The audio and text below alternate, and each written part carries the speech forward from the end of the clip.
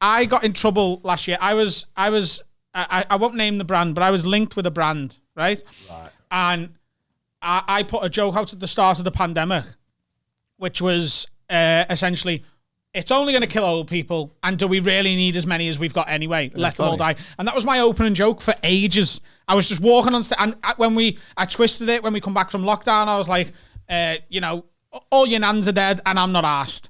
And to be abrasive at the start, I found funny. But then the brand I was linked with tried to get that joke taken off the internet, and I was like, I'm not doing it. Here's why I think like brands and left can go fuck themselves. Yeah, and I say this as someone raised in like the back of SWP meetings and all of this stuff. Like I was raised, fucking idiots think brands are their friends. Yeah, and they are morons. HSBC sponsors gay pride in London. HSBC takes money off Hezbollah, who throw gay people off of roofs. And people go, oh, thank God. They might as well have a meeting. I bet there was some corporate psychopath in that meeting going, look, we've been caught doing this. Buy a rainbow flag and make those, flat puffs happen. Sorry, just 1 second. Allegedly. I'm not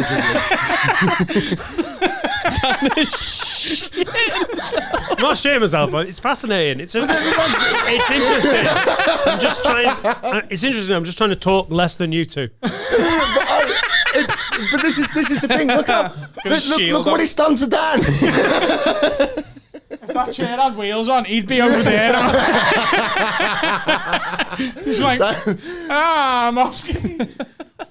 So would you rather have flippers or... But that like clientele and way of thinking is now affecting comedy, where it's just like, no, we're fucking about, we're saying something funny and we're recording it, we're putting it out there, and this is a new thing, and you guys are at the front of that in the UK, so you're getting this brunt of it that I don't think people have had in the UK yet. Yeah. Do you know what I mean? It's not, so when people go, does cancel culture exist?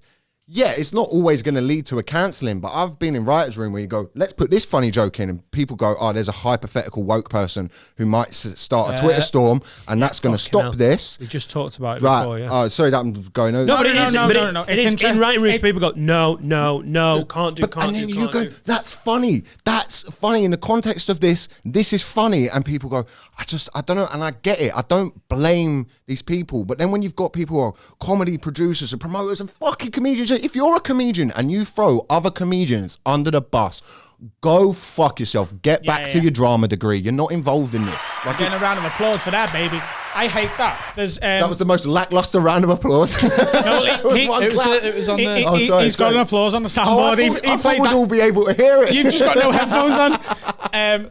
Andrew Schultz quoted from the Planet of the Apes that ape don't kill ape.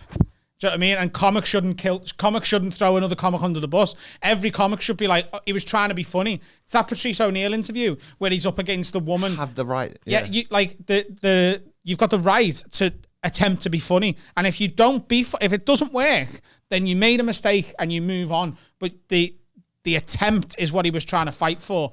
And that's what every comic, in my opinion, should be standing for. The hypocrisy of a comedian then going, awful joke, terrible. You're like, you cannot be a proper comedian and then be so hypocritical and so short-sighted to go, well, that's awful. You're like, God almighty. Who are you pandering to? Who are you trying to make your crowd? They're pandering to a lot of the producers. This is a big problem in UK comedy, is the people who produce comedy on UK TV. Certainly the newer shows. And obviously there's exceptions to this, and there's a lot of producers I really like and I really like working with. But there's a lot of people who are just... they've just come out of Oxbridge and they're just like, well, for the last 4 years, me and all of my friends have thought this, so I'm just going to keep that as my personality forever now. And anyone who doesn't like it, and anyone who goes even 1% against what I think, even if the other 99% is exactly aligned, then I would never work with them and they're blacklisted from all my shows. That's why it works, and that's why I don't really give a shit about telly anymore. But also, that talking about brands, the reason those writing rooms have those, hypothetical woke people is because they represent a complaint that hasn't happened yet that will go to the producers and then end up on the laps of the sponsors who pay for the show. So this is the major problem with having brands who have to be sanitized because they're trying to sell to everyone. They've got shareholders. Everyone is answerable to the bottom line, which is the money. This is why art and comedy and pushing the boundaries of what is funny and what is acceptable and satire cannot be linked to Johnson & Johnson and fucking... Well, hold on. I've got to leave them out of this because I've got a thing going on with them at the moment. If there's one thing I don't want to step on today, it's Johnson. Their vaccine is the best one, 30% effective, so I could have made a better one in my bath. Sponsors and brands and the comedy creative process is such a dangerous marriage, isn't it? We've spoken about this over the past day. I don't mind saying, like, you know, this podcast is starting to do quite well, and we've got a lot of listeners and a lot of, you know, whatever. And we had someone basically come to us and go, we could get you linked with a big podcast network. Let's say, I won't name them. And he was like, do you want to start that conversation? And we went, no. Yeah, good on you, because then it's not because we don't want to take money from the man. If we got enough money, you better believe we'll fucking sell out. Do you know what I mean? For sale. Oh, definitely. Absolutely. But we're not. What's your price? What is the tap on the shoulder? Like, all right, boys, we're gonna say. I'd want to take $1 million, so we'd need 5 or 3. I just need drainage in my garden.